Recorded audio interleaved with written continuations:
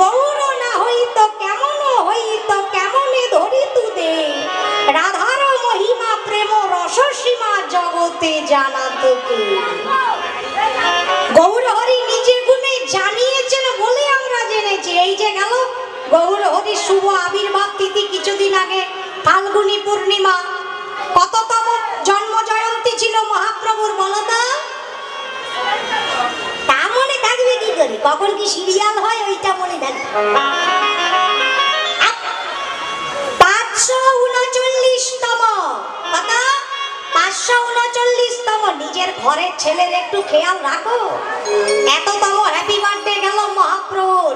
আমাদের মতো কলি হত জীবকে সেই ব্রজ লীলা জানিয়ে বুঝিয়ে শুনিয়ে সেই ব্রজ প্রেমে সেই প্রেম রসে আমাদের ডুবিয়ে দেবেন বলে মহাপ্রভু এসেছেন।